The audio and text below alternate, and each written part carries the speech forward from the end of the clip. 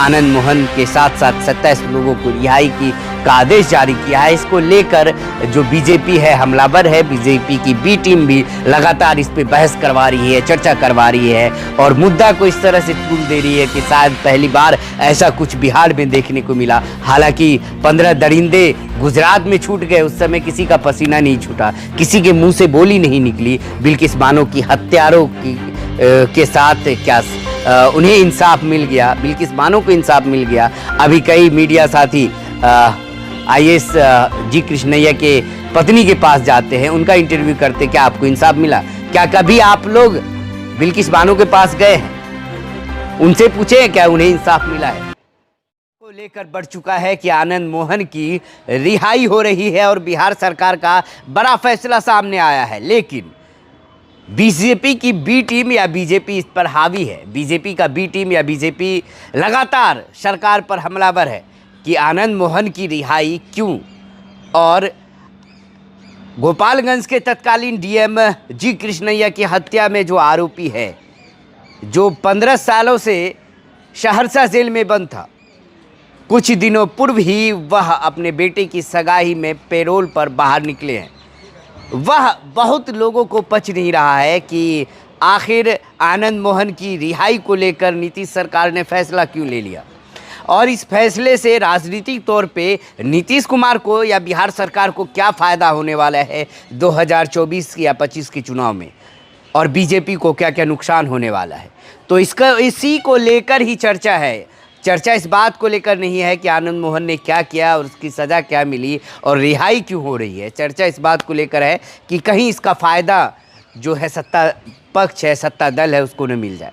हालांकि यह जो शोर शराबा है, यह जो हंगामा मचा है, इस हंगामे की मेन वजह क्या है? अगर हंगामा इस बात को लेकर है कि आनंद मोहन जेल से रिहा क्यों हो रहा है, इस बात को लेकर भी होना चाहिए था कि 15 अगस्त 2022 को बिल्किस बानो के 15 दरिंदे जेल से रिहा हो गए थे और उसे रिहाई कराई गई थी बीजेपी सरकार, गुजरात सरकार के द्वारा। उस वक्त न तो बीजेपी की बी टीम यानी मीडिया वालों ने कुछ कहा, मेन स्ट्रीम मीडिया वालों ने, और न कोई समाज से भी बाहर निकल कर सामने आए। हालांकि विपक्ष ने भी कुछ खास इसका विरोध नहीं जताया। और जबकि बिल्किस बानो के बारे में आप जान रहे होंगे या जो दर्शक नहीं जान रहे होंगे उन्हें मैं बता दूं,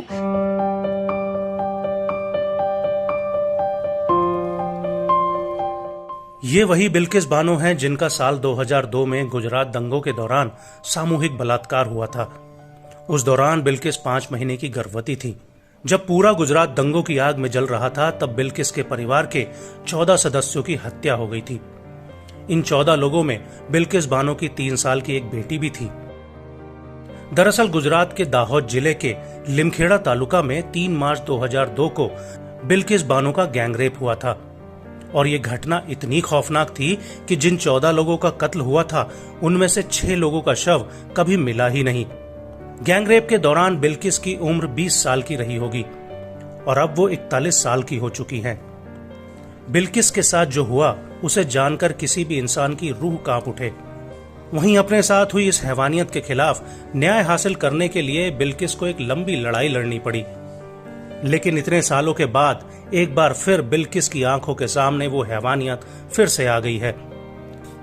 दरअसल गुजरात सरकार ने इस मामले में दोषी करार दिए गए 14 लोगों में से 11 लोगों को रिहा कर दिया है। इन सभी को 2008 में उम्र कैद की सजा हुई थी। लेकिन 15 अगस्त 2022 का दिन बिल्किस बानो की जिंदगी में एक काला दिन बनकर आया, क्योंकि जिन 11 दोषियों को जिंदगी भर जेल में रहना था, वो महज 15 साल के भीतर ही जेल से छूट गए। दरअसल गुजरात सरकार ने बिल्किस बानो केस के 11 दोषियों को माफी नीति के तहत रिहा कर दिया है और जब ये सभी दोषी जेल से बाहर आए तो विश्व हिंदू परिषद ने इन सभी दोषियों को मिठाई खिलाकर और गले में फूलों की माला पहनाकर स्वागत किया। गुजरात सरकार या यूं कह लीजिए बीजेपी सरकार उन दरिंदों पर इतनी मेहरबान होती है कि भारत के इतिहास में सबसे बड़ा जो दरिंदा साबित होता है, 15 लोगों को 15 अगस्त 2022 को भारत के अमृत महोत्सव के दिन, आज़ादी के अमृत महोत्सव मनाने के दौरान उसे रिहा कर दिया जाता है और रिहाई के बाद उस दरिंदे को बीजेपी वाले सम्मानित करते हैं, स्टेज पर बिठाते हैं।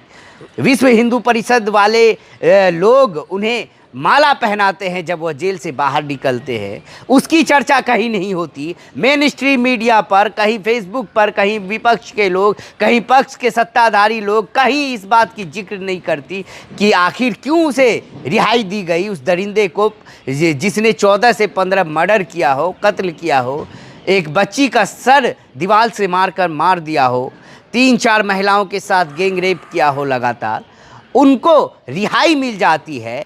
लेकिन जब आनंद मोहन 15 साल जेल काटने के बाद रिहा होते हैं तो इनके पेट में दर्द शुरू हो जाता है। और आनंद मोहन पे इस बात को लेकर केस दर्ज है। मैं बता दूं, आनंद मोहन पे आरोप है कि उसने भड़काऊ भाषण दिया, उसने लोगों को उग्र किया और भारी भीड़ जुमटी हुई थी मुजफ्फरपुर के हाईवे पर। इसकी कहानी में मैं संक्षिप्त में बता देता हूँ। 5 दिसंबर साल 1994 यही वो तारीख थी जब तत्कालीन गोपालगंज डीएम जी कृष्णैया की पीट-पीट हत्या की गई थी। पहले तो भीड़ ने डीएम कृष्णैया को जबरन कार से बाहर खींच लिया और उनके साथ मारपीट करने लगे। फिर कुछ देर बाद ही हिंसक भीड़ ने खाबरा गांव के पास आईएएस अधिकारी जी कृष्णैया को पीट कर मौत के घाट उतार दिया। बताया गया कि भीड़ में ही पिटाई के दौरान उन्हें गोली भी मार दी गई थी। डीएम की हत्या से दहल गया था बिहार। बाद में पुलिस ने मौकाए वारदात से उनकी खून से सनी लाश बरामद की थी। डीएम की हत्या की खबर पूरे देश में आग की तरह फैल गई थी।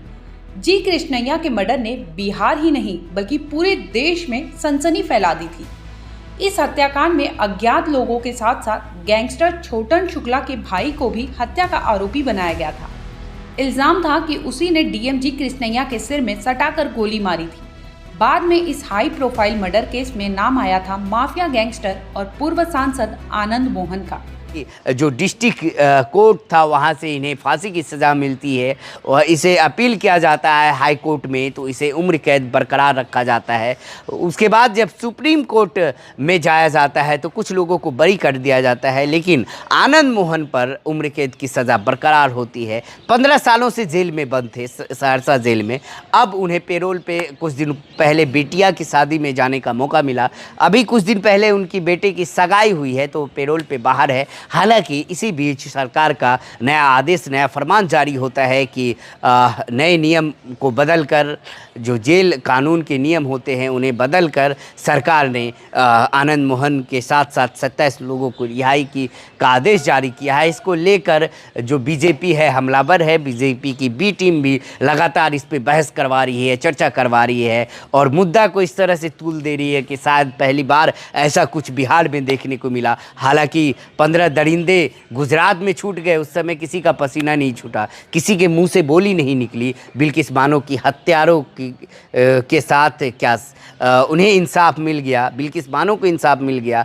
अभी कई मीडिया साथी आईएएस जी कृष्णैया के पत्नी के पास जाते हैं, उनका इंटरव्यू करते, क्या आपको इंसाफ मिला? क्या कभी आप लोग बिल्किस बानो के पास गए हैं, उनसे पूछे क्या उन्हें इंसाफ मिला है? जी कृष्णैया साहब की मौत एक दुखद घटना थी और इस घटना से सभी अफसोस में हैं, लेकिन इसका राजनीतिकरण करना कहाँ तक सही है? आप लोग क्या सोचते हैं इस मुद्दे पर? आप लोग हमारी वीडियो में कमेंट बॉक्स में अपनी राय दे सकते हैं और इसी तरह की वीडियो को देखने के लिए आप हमारे चैनल को सब्सक्राइब जरूर करें। फेसबुक पे देख रहे हैं तो चैनल को फॉलो ज़रूर करें। देखते रहें द इन फैक्ट।